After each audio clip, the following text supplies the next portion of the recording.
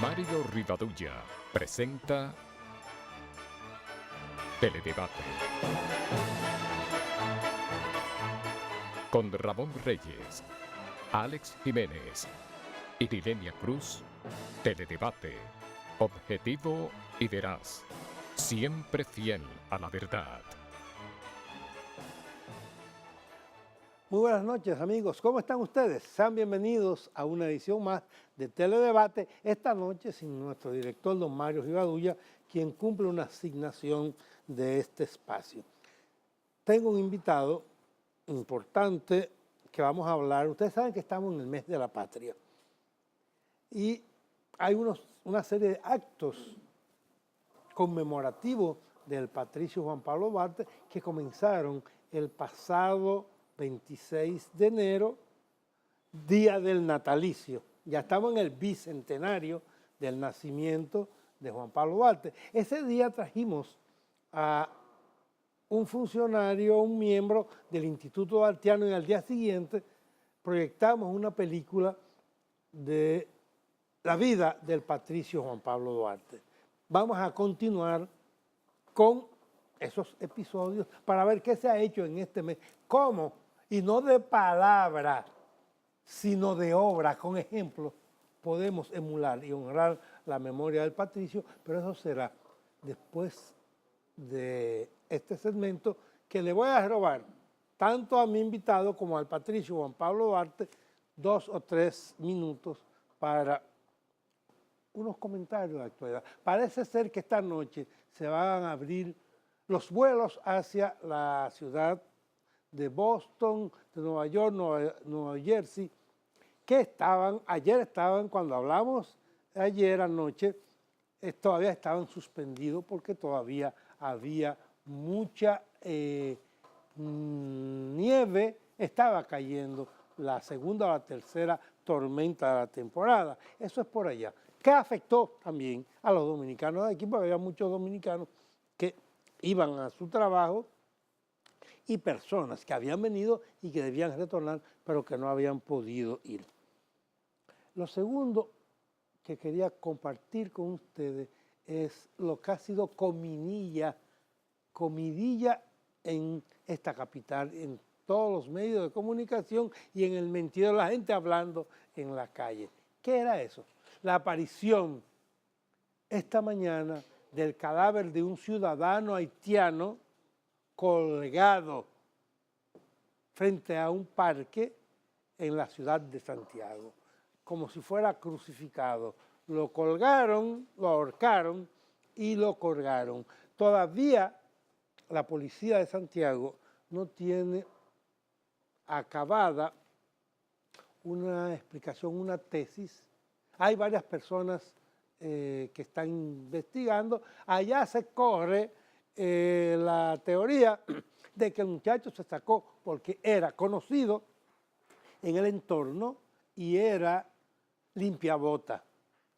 Hay una teoría que dice que se sacó un palé y que era para 6,000 pesos se sacó, y que era para robarle. Teoría que yo no participo, que yo no secundo, porque los ladrones cuando te van a robar te dan un palo o te dan un tiro y se van. Te quitan lo que te van a robar y se van. No, este fue un hecho, ha sido un hecho meditado, calculado, que participó más de una persona. Porque subirse en un poste, colgarte de brazos, de pie y del cuello, eso es una señal. Y es una señal de un fanatismo que no cabe en nuestro país.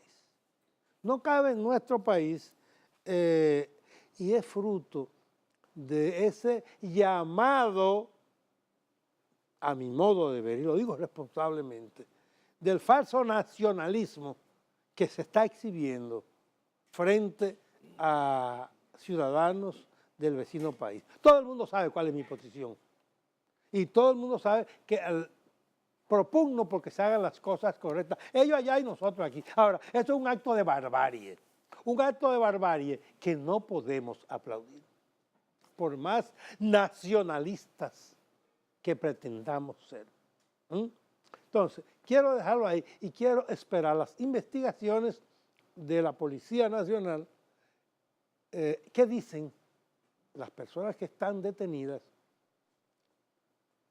y cuál va a ser el resultado? El otro comentario, antes de pasar a conversar con nuestro invitado, es, anoche fue el último comentario que hice, lo de el doctor Salazar, que fue despedido de la Comisión de Reforma de Salud Pública. Al salir nosotros, no nos dio tiempo porque en ese momento se estaba emitiendo el decreto con la destitución de Humberto Salazar, que tenía ya 6 años en la Comisión de Reforma del Sector Salud. Él da unas declaraciones y vuelve e insiste. Él dice que no fue el entorno del secretario administrativo de la presidencia, pero que fue el entorno del Palacio Nacional quien ha puesto a circular una campaña en contra del expresidente Leonel Fernández. Y me parece un tanto alegre y descabellado cuando usted dice el entorno, personas allegadas, círculos cercanos al presidente. Eso es muy irresponsable. Lo dije ayer y lo repito hoy. Cuando usted actúa con responsabilidad, usted dice, fulano de tal, Montalvo hizo esto. ¿Sí? Y así, pero con pruebas. No, que en las redes sociales hay un rumor. No. Yo creo que hizo bien el gobierno y el presidente de la República en destituir a Humberto Salazar. Y lo voy a traer aquí al programa mañana o pasado mañana para, él tiene derecho a que se le escuche y dé sus explicaciones, pero no comparto sus puntos de vista. Pero además, si usted está en un gobierno, claro, usted no debe apañar las malas acciones, pero no torpedear tampoco ese gobierno. A mí me luce que Humberto Salazar, que es del Partido Reformista, pero que ahora dice el Partido Reformista que él no ocupa ninguna función dirigencial en esta organización, que él entró al gobierno como aliado del presidente, en ese momento candidato, Leonel Fernández Reina, y posteriormente trabajó en la candidatura del actual presidente de la República, el licenciado Danilo Medina. Quiero dejarlo ahí. Y finalmente, señores, es que este país, ustedes han oído que yo me he referido a lo que dicen los evitos, que en este país, nada, todo esto. Así, para que me entiendan. Miren, José Cruz, que es un dirigente del Partido Reformista, que es el que estaba matando a muchos dominicanos vendiéndole medicinas falsificadas y vencidas, y que está preso, y que no sé cómo se la agenció porque tenía una medida de coerción de 1 año, le variaron la medida de coerción y quiere salir de la cárcel. Y estaba siendo solicitado por otra acusación. La jueza que iba a conocer su caso se inhibió y aparentemente está en el limbo jurídico hasta que la Corte de Apelación no decida un nuevo juez para conocer el caso. Sin embargo, ya hay una medida de coerción una medida de coerción que fue variada y la tramitación de la fianza para sacarlo a la calle. El Ministerio Público, de aquí dijimos la semana pasada que estábamos de acuerdo con el Ministerio Público que una persona como esa no puede estar en la calle después de haber estafado al Estado Dominicano y a este país, vendiéndole medicinas falsificadas, medicinas vencidas. Y señores, uno de los mayores compradores era el propio Estado y esas medicinas iban a los hospitales.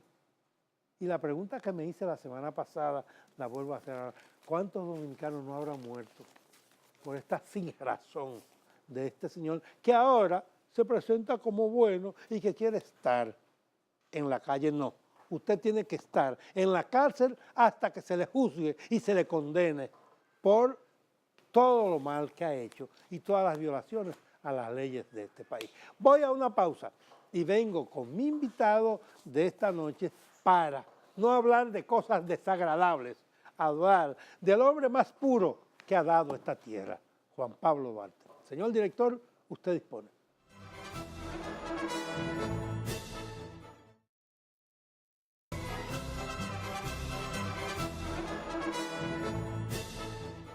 Bien, ya estoy con ustedes de nuevo y con mi invitado de esta noche aquí en Teledebate, el licenciado Juan Daniel Barcácer, quien es presidente de la Comisión de Efemérides Patria, y vamos a hablar un solo tema. Duarte, bienvenido y buenas noches. Gracias, bueno, gracias. Te estamos celebrando el mes de la patria, que comenzó el 26 de enero y que va a concluir el 27 de febrero. Antes de adentrarnos a hablar de Duarte, yo quiero, por labio suyo y para nuestros amigos televidentes, que nos explique qué se ha hecho desde el 26 de enero hasta la fecha en este mes de la patria. Muy bien, como se sabe, el 26 de enero en San Francisco de Macorís, que es la Provincia Duarte. Provincia Duarte, se realizó el tradicional desfile militar y estudiantil, encabezado por el excelentísimo señor presidente de la República, miembros de su gabinete, autoridades civiles, militares. Locales y nacionales. Y con esa actividad, conmemorando el 202 aniversario del natalicio del patricio, se dejó abierto lo que es el mes de la patria y las actividades que se realizan a lo largo de este mes de febrero. Luego, tan pronto entró ya el mes de febrero, la comisión, que tú sabes que en este mes es responsable de coordinar todas las actividades oficiales tendentes a exaltar a los prohombres de la independencia, ha venido coordinando el que todas las instituciones oficiales y no oficiales que así lo hayan solicitado acudan al altar de la patria a hacer sus respectivas ofrendas en tributo a la memoria de los padres fundadores. Sí, eso es diario. Sí, ¿qué se perseguía con eso? Se persigue que precisamente dentro del sector de los servidores públicos se tenga presente el deber cívico de cada institución y de sus principales representantes y parte de su personal de acudir al altar de la patria a rendir tributo a los que fundaron la República. Alguna lección queda dentro del grupo que acude diariamente a ese acto tan significativo y tan solemne. Al mismo tiempo hay delegaciones estudiantiles que también van diariamente. A la par con eso, la comisión también coordina y lleva a cabo, con el patrocinio de la comisión, conferencias magistrales en el país y fuera del país, a cargo de historiadores dominicanos sobre Duarte y la independencia nacional, en centros universitarios en todo el país y en algunos clubes y asociaciones culturales. En el extranjero, de común acuerdo con las representaciones diplomáticas y consulares, en aquellas ciudades donde hay gran concentración de dominicanos, se llevan a cabo actividades porque, por ejemplo, en España hacen el mes de la dominicanidad, lo que quiere decir que Madrid, Barcelona, Sevilla, hay otra más que donde hay representaciones consulares, llevan a cabo actividades todo el mes de índole cultural, de índole histórica. En Nueva York en Boston, en Miami, en Puerto Rico, en Cuba también se llevan a cabo actividades. En Venezuela enviamos y en algunos otros países donde generalmente lo solicitan. En ocasiones hemos enviado delegados a España, aparte de España, a Portugal. Es decir, que a lo largo del mes también la comisión en este mes está develizando una serie de plazas patrióticas, bustos de Juan Pablo Duarte, que hemos colocado en las 5 o 6 provincias fronterizas. Eso ya están colocadas, ahora las vamos a develizar con un acto a la bandera en cada uno de esos. ¿Y en días diferentes? En días diferentes, sí, claro. Los que uno en la mañana, otro en la tarde, en las provincias que estén cercanas. Y luego vamos a continuar en esa semana. Nos falta por realizar el acto a la bandera, que es un homenaje que simultáneamente se lleva a cabo en todo el país de común acuerdo con las gobernaciones y con la presidencia de la República. Y que participe el presidente de la República. Participa el presidente. ¿Cuándo será ese acto a la bandera? Probablemente el 24 de febrero. Tú sabes que el Día de la Bandera, por ley, realmente es el 27 de febrero. Pero el 27 de febrero se conmemora la proclamación de la República. Por mandato constitucional, el presidente tiene que acudir a la Asamblea Nacional a depositar las memorias de su ejecución del año anterior. Y la prensa y el país está atento precisamente a esas incidencias. Sí, es cierto. Además, no hay docencia. Entonces, nosotros lo que hemos hecho en relación con la bandera es que escogemos un día de esa semana previa al 27 para homenajear a la bandera con la participación de los estudiantes. ¿Qué significa todo esto? Habrá algunos de estas personas poco optimistas y pesimistas que entienden que quizá eso es arar en el mar. No lo creemos. Yo no lo creo tampoco. Nosotros entendemos que la exaltación de las grandes hazañas del pasado, de los hombres y mujeres que han contribuido a la patria que hoy tenemos y al país que hoy tenemos y a todas las conquistas logradas, pues es un deber cívico promover ese conocimiento para fortalecer parte de la identidad nacional. Y esa es la misión de la Comisión de Efemérides Patrias, que no se circunscribe nada más a febrero. Es el año entero. Es el año entero. Tan pronto termine febrero, entramos entonces con las batallas de marzo y el natalicio de Francisco de Rosario Sánchez, porque tenemos la coincidencia de que en el mes de febrero se da el natalicio de Mella, 4 días antes de comenzar febrero, el natalicio de Duarte, y mira qué coincidencia que el 9 de marzo, entonces... Enero, febrero y marzo. El natalicio de... Y después tenemos la gran misión que nos ha encomendado el señor presidente de la República, que como parte de la comisión del 50 aniversario de la Revolución de Abril, coordinar todos los actos relacionados con esa gran conmemoración que también va a ser un año y que después hablaremos con más detalle. Sí, vamos a hacer otro programa para hablar de la Revolución de Abril y airearla con algunas de las fílmicas de la época que existen en los canales de televisión. ¿Dónde va a ser la celebración de ese Día de la Bandera? Porque muchas veces se ha hecho aquí... En el Parque Independencia. Lo hemos hecho también aquí en la Plaza de la Bandera.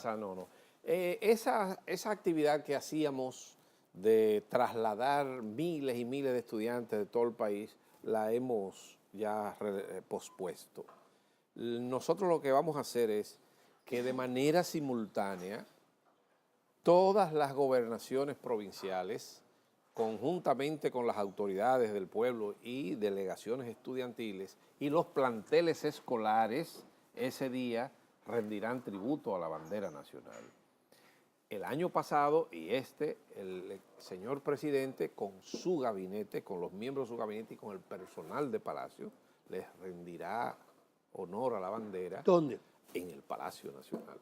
Es decir, que ese día simultáneamente a las 8 estamos todo el país Convocado para eso. tributo a la bandera nacional, que es uno de los símbolos patrios principales consignados en la Constitución vigente, junto con el escudo, el himno nacional y también el idioma español. No va a haber entonces la movilización de los otros años.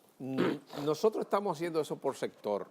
Precisamente en el día de ayer, nosotros llevamos a cabo una marcha bellísima por el sector de Villa Juana con niños y estudiantes del Club Mauricio Báez y de la Escuela Mauricio Báez. Nosotros también tendremos una actividad de miles de estudiantes, de algunos 4 o 5 mil estudiantes en el centro, en el Palacio de los Deportes este mes. Tendremos una en Santiago y posteriormente una en San Juan para ir abarcando también el sur, donde vamos a reunir los estudiantes y ahí les vamos a presentar una serie de actividades relacionadas con la historia de la bandera, canto a la bandera, himno nacional y una serie de artistas que entonces ya transmiten a través de sus diferentes disciplinas artísticas mensajes dirigidos para exaltar el símbolo patrio. Cuando usted era estudiante, hace ya muchos años, estábamos chiquitos, en la escuela... Tú me llevabas de la mano. Sí, yo me recuerdo justamente por eso. Cruzaba el Parque San Carlos para que los vehículos no nos atropellaran. Exacto. En las escuelas, tanto públicas como privadas, habían concursos para composiciones a Duarte, composiciones a la bandera, y se premiaban a las composiciones de mayor valor.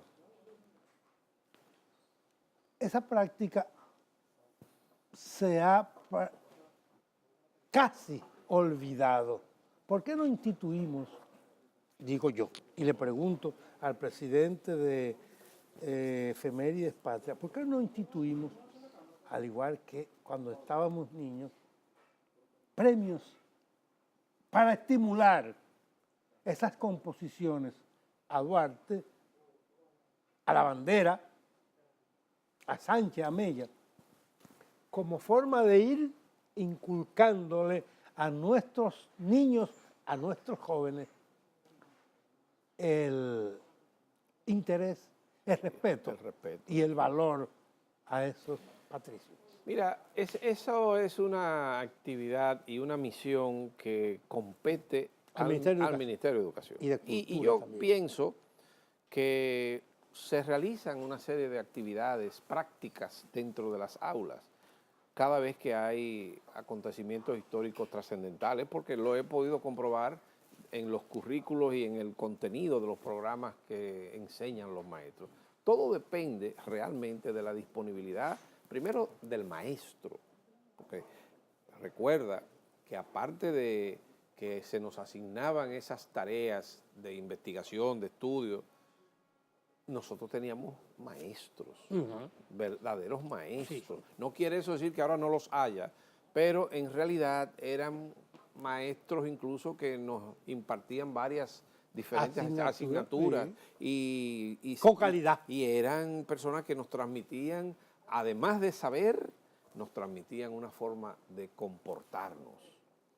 Yo entiendo que en la enseñanza de la historia actual en las escuelas, sobre todo en el nivel básico y en el nivel medio, no sé si le alcanza el tiempo a los profesores, primero de cubrir la temática que tienen que enseñarle a los estudiantes. Y segundo, me consta que en algunos colegios privados, se asignan trabajos de investigación cuando se acercan fechas y onomásticos importantes, porque con mucha frecuencia hay estudiantes que me llaman, que me piden información, mis nietos yo los veo haciendo trabajo y así sucesivamente. De manera que ha variado, han cambiado los tiempos y quizá lo que se insistía antes ya no es igual ahora, hay más interés, la juventud tiene interés en otras cosas, sus íconos no son los del pasado, nosotros estábamos más atentos a la mitología y a esas.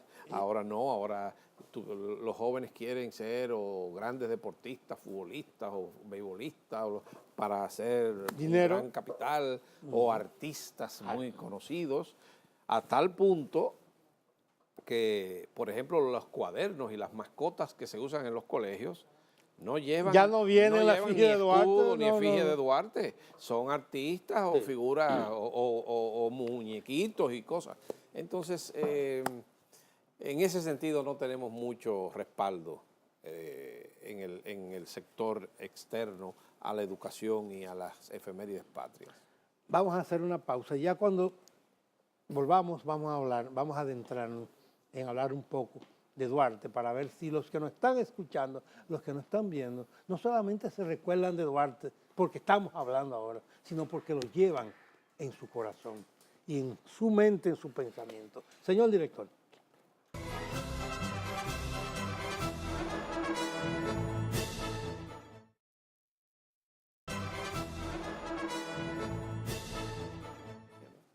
Bien, estamos ya de nuevo con el licenciado Juan Daniel Balcázar, que, dicho sea de paso, para que ustedes lo conozcan, él no está ahí haciendo esas cosas por un nombramiento.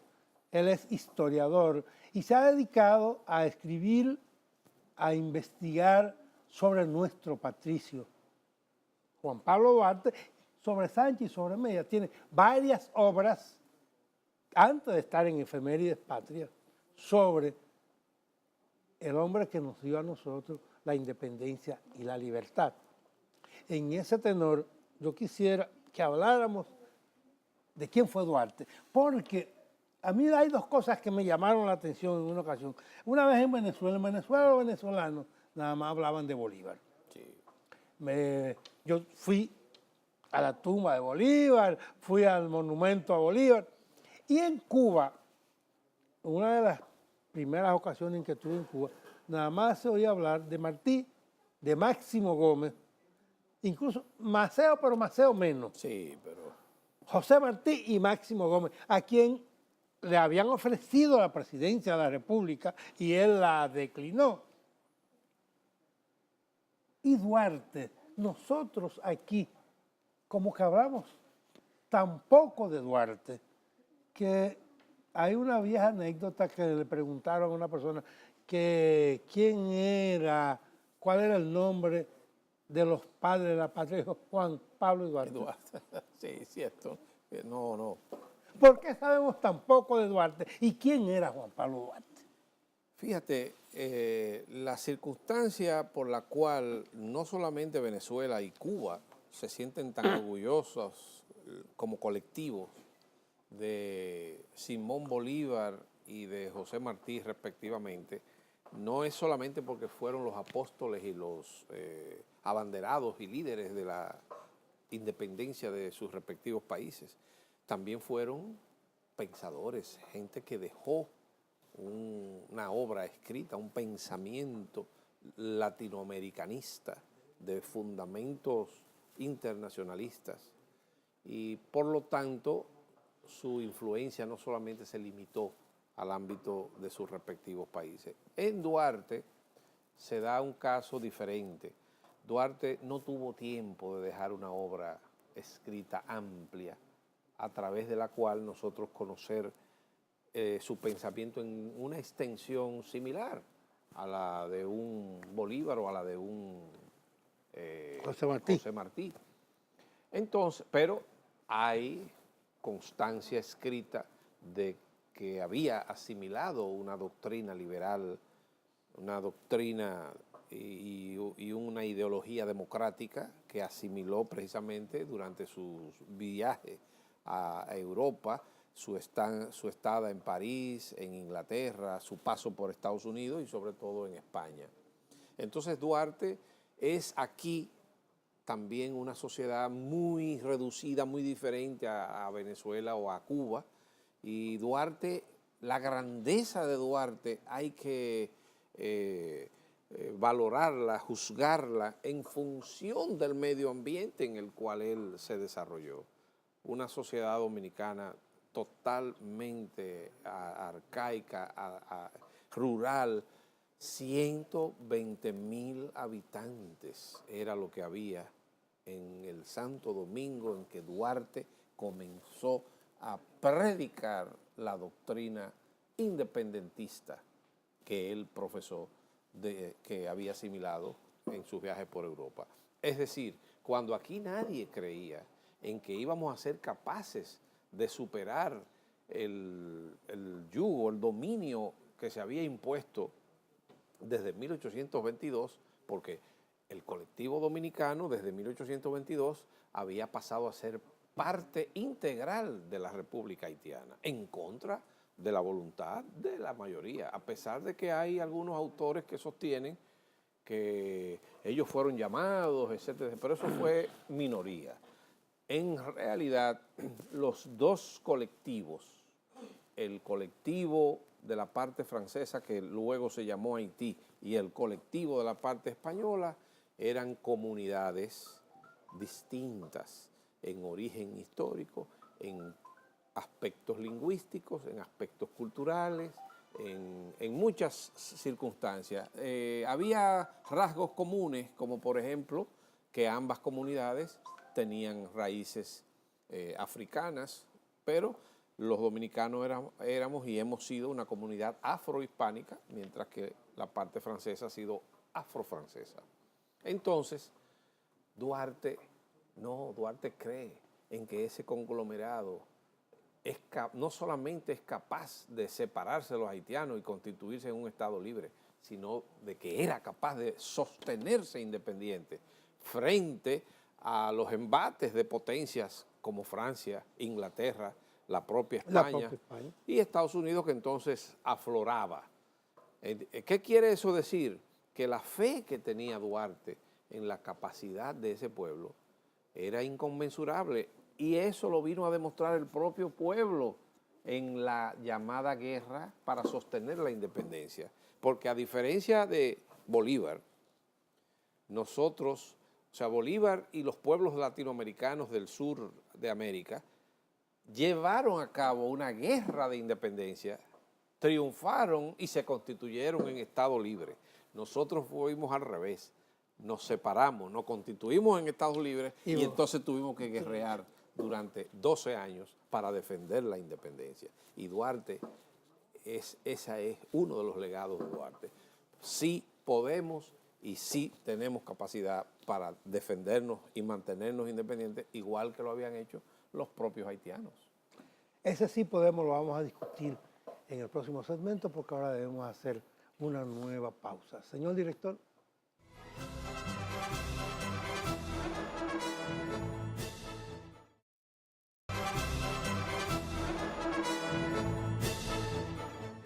Bien, estamos ya en la parte final conversando con el historiador, presidente de Efemérides Patria, Juan Daniel Valcárcel. Usted utilizó una frase, sí podemos. Creo que sí, que Duarte tenía la convicción de que podíamos. Por encima de muchos otros que no creyeron en lo que era la naciente república. Ni creían ni creyeron. Ni creyeron. Pero Duarte sí. Vino con esas ideas revolucionarias de Europa y dijo, bueno, vamos hacia adelante. Sí creyeron. Vamos a extrapolar a Duarte y vamos a situar a Duarte en el contexto del siglo XX. Y aquí, en el 2015, ¿cómo actuaría Duarte? Lo primero es que el sí podemos de Duarte tenía sus fundamentos históricos. O sea, Duarte había sido un estudioso de los movimientos de independencia latinoamericanos y sobre todo el de Haití. Y llegó a decir que admiraba al pueblo haitiano, porque lo veía a lo largo de su historia luchando, sacrificando sus propias esencias para ser libre. Y concluía cuando dijo eso, que de la misma manera en que los haitianos habían conquistado su libertad a tan alto precio, de esa misma manera los dominicanos teníamos el mismo derecho a conquistar la nuestra y a vivir, a coexistir con las demás naciones de entonces en un plano de igualdad en tanto que Estado-nación independiente.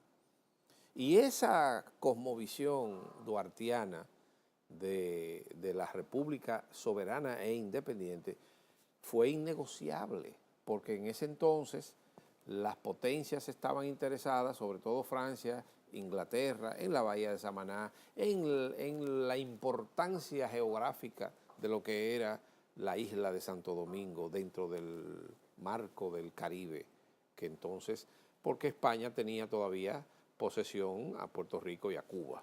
Los Estados Unidos ya también comenzaban a ver esta región y estaban también ocupándose del Canal de Panamá, de las intenciones que había, bueno, y de la doctrina Monroe. Pero en la actualidad, nosotros ya somos, es difícil el ejercicio conjetural, pero es un ejercicio.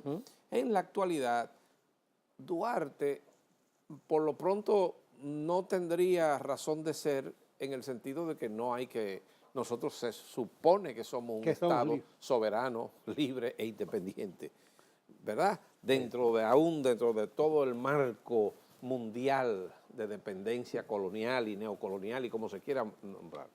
Pero ahora el país, la nación dominicana, enfrenta retos y desafíos muy distintos de los que enfrentaba la sociedad dominicana a la que perteneció Duarte.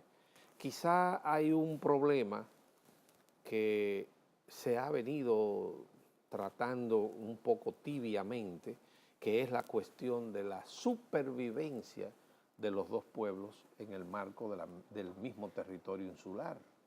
Pero eso es materia que el propio Duarte dejó más o menos delineado y que otros pensadores como Pedro Francisco Bonó, de la misma línea, Ulises Francisco Espaillat, Américo Lugo y otros que sí trataron el tema, consideraban que los problemas dominico-haitianos debían de resolverse dentro de un marco bilateral de acuerdos mutuos entre ambos estados. Pero hay un problema mayor que se nos ha escapado y que tiene que ver ya con cuestiones más complejas de índole económica, de capital extranjero, de capital nativo, que han creado una situación muy diferente y que Duarte, en su visión nacionalista, hay que tener cuidado con el nacionalismo. Duarte era nacionalista, pero no xenófobo. Así es. No, Duarte era anti-haitiano solo en la medida en que había que declararse independiente, pero vamos a establecer relaciones de mutuo respeto como pueblos. Incluso él fue coronel del ejército haitiano. Claro. Aprendió antes de la guerra, estando allá adentro. Incluso su concepción de la bandera, porque la bandera dominicana proviene de la bandera haitiana, y la haitiana a su vez de la francesa. Los haitianos de la bandera francesa extrajeron el color blanco porque ellos consideraban con razón que los blancos habían sido la causa de todas las desgracias de Haití. Entonces dejaron solamente el color azul y el rojo, que en la Constitución de 1843 se estableció en dos franjas horizontales, azul superior, rojo inferior. Duarte incrusta la cruz blanca, vuelve con el color y a modo de cruz, pero de cruz no de genuflexión, sino de redención y de unión de todas las razas. Señal de que tampoco proclamaba o preconizaba una república exclusivista Y una de las primeras medidas de la Junta fue precisamente abolir la esclavitud. Correcto. Cosa que no hizo Núñez de Cáceres para no dañar los intereses de algunos colegas. Y por eso quizá uno de los motivos en que produjo el declive de la llamada independencia efímera. Quiere decir que hay que tener cuidado cuando se invoca el nombre de Duarte para un nacionalismo enfermizo. Duarte fue un auténtico nacionalista de ese nacionalismo del siglo XIX que ya no tiene razón de ser sin que ello signifique que demos la espalda a nuestro ser nacional y a nuestra identidad como pueblo. Se habla ahora mismo, Ramón, de globalización y de mundialización de la economía y desaparición entre fronteras, pero eso no es así. Ningún país borra fronteras. Siempre va a haber restricciones, límites, leyes que regulen el paso de un país a otro, y eso es competencia de cada estado. Y el nacionalismo, como yo lo concibo, duartiano, es sencillamente que nosotros debemos de preservar nuestros valores culturales e históricos como pueblo y al mismo tiempo velar para que no se cometan abusos contra seres indefensos. Pero eso no quiere, y la solidaridad tiene también su límite. Yo puedo ser solidario en la medida en que yo puedo ceder y compartir algo de lo que yo tengo. Pero yo no puedo despojarme de lo que yo necesito para dárselo a otro. Claro. Porque entonces yo voy a desaparecer. Entonces, ahí es donde... Y el nacionalismo duartiano era ese. Una república libre y soberana de toda dominación extranjera, pero que respetaran nuestro colectivo y nosotros a su vez respetar a los demás. Nuestra soberanía. Sí, señor.